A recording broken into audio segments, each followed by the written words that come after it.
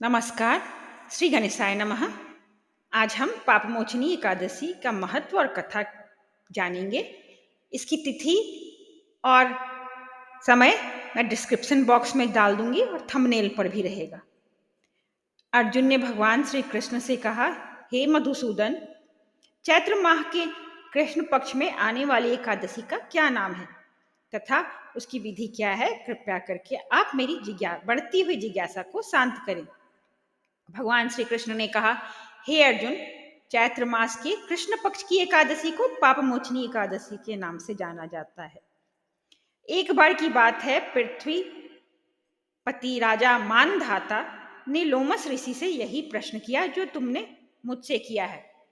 अतः जो कुछ भी ऋषि लोमस ने राजा मानधाता को बताया वही मैं तुमसे कह रहा हूं। राजा मानधाता ने धर्म के गृहतम रहस्यों के ज्ञाता महर्षि लोमस से पूछा, हे ऋषि श्रेष्ठ, मनुष्य के पापों का मोचन किस प्रकार संभव है? कृपया कर कोई ऐसा सरल उपाय बताइए जिससे सभी को सहज ही पापों से छुटकारा मिल जाए। पापमोचनी एकादशी व्रत कथा। महर्षि लोमस ने कहा, हे नृपति, चैत्र मास के कृष्ण पक्ष की एकादशी का नाम पापमोचनी एकादशी है। इसके व्रत के प्रभाव से मनुष्यों के अनेक पाप नष्ट हो जाते हैं। मैं तुम्हें इस व्रत की कथा सुनाता हूं, ध्यानपूर्वक श्रवण करो। प्राचीन समय में चैत्ररथ नाम का एक वन था। उसमें अप्सराएं किन्नरों के साथ विहार किया करती थी।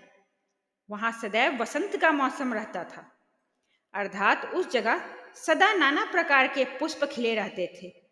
कभी गंधर्व कन्याएं विहार किया करती थी, कभी देवेंद्र अन्य देवताओं के साथ क्रिया किया करते थे।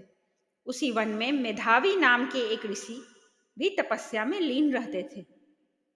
वे शिव भक्त थे। एक दिन मंजू घोषा नामक एक अप्सरा ने उनको मोहित कर उनकी निकटता का लाभ उठाने की चेष्टा की। इसलिए वह कुछ दूरी पर बैठ वीणा बजाकर मधुर स्वर में गाने लगी। उसी समय शिव भक्त महर्षि मेधावी को कामदेव भी जीतने का प्रयास करने लगे। कामदेव ने उस सुंदर अप्सरा के भ्रू का धनुष बनाया, कटाक्ष को उसकी प्रत्यंचा बनाई और उसके नेत्रों को मंजू घोषा अप्सरा का सेनापति बनाया। इस तरह कामदेव अपने शत्रु भक्त को जीतने को तैयार हुआ।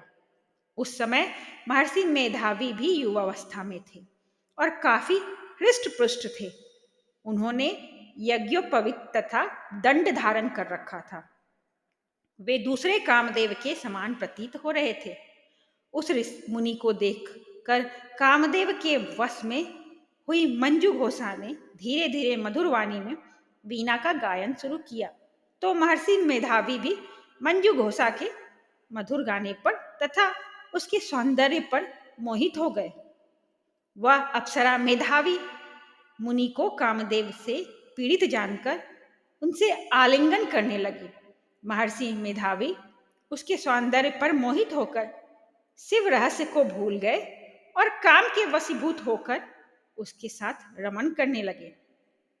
काम के वशीभूत होने के कारण मुनि को उस समय दिन रात का कुछ भी ज्ञान न रहा और काफी समय तक वे रमन करते रहे। तदोपरांत मंजू घोषा उस मुनि से बोली, हे ऋषिवर, अब मुझे बहुत समय हो गया है, अतः स्वर्ग जाने की आज्ञा दीजिए। अप्सरा की बात सुनकर ऋषि ने कहा, हे मोहिनी, संध्या को तो आई हो, प्रातःकाल होने पर चली जाना। ऋषि के ऐसे वचनों को सुनकर अप्सरा उनके साथ रमन करने लगी। इसी प्रकार दोनों ने साथ साथ बहुत समय बिताया। मंजू घोषा ने एक दिन ऋषि से कहा, हे विप्र, अब आप मुझे स्वर्ग जाने की आज्ञा दीजिए। ऋषि ने इस समय भी वही कहा, हे रूपसी, अभी ज्यादा समय व्यतीत नहीं हुआ है, कुछ समय और ठहरो। मुनि की बात सुनकर अप्सरा ने कहा, हे ऋषिवर, आपकी रात तो बहुत लंबी है। आप स्वयं ही सोचिए कि मुझे आपके पास आए कितना समय हो गया? अब और ज्यादा समय तक ठहरना क्या उचित है? अप्सरा की बात सुन मुनि को समय का बोध हुआ और वह गंभीरता पूर्वक विचार करने लगे। जब उन्हें समय का ज्ञान हुआ कि उन्हें रमन करते हुए 57 वर्ष व्यतीत हो चुके हैं, तो वह अप्सरा को वह काल का रूप समझने लगे। इतना ज्यादा समय भोग विलास में व्यर्थ चला गया जाने पर उन्हें बड़ा क्रोध आया। अब वह भयंकर क्रोध में जलते हुए उस तपनाश करने वाली अप्सरा की तरफ भ्रुकुटी तान कर देखने लगे। क्रोध से उनके अधर कांपने लगे और इंद्रियां बेकाबू होने लगी। क्रोध से थरथराते स्वर में मुनि ने उस अप्सरा से कहा, मेरे तप को नष्ट करने वाली दुष्टा, तू महापापिन और बहुत दुराचारिणी है। तुझ पर धिक्कार है। अब तू मेरे श्राप से पिशाचिनी बन जा। मुनि के क्रोध युक्त श्राप से वह अप्सरा पिशाचिनी बन गई। यह देख वह व्यथित होकर बोली, हे ऋषिवर, अब मुझ पर क्रोध त्याग कर प्रसन्न होइए और कृपा करके बताइए कि इस शाप का निवारण किस प्रकार होगा। विद्वानों ने कहा है, शत्रुओं की संगत अच्छा फल देने वाली होती है और उसके साथ तो मेरे आपके साथ तो मेरे बहुत वर्ष व्यतीत हुए हैं।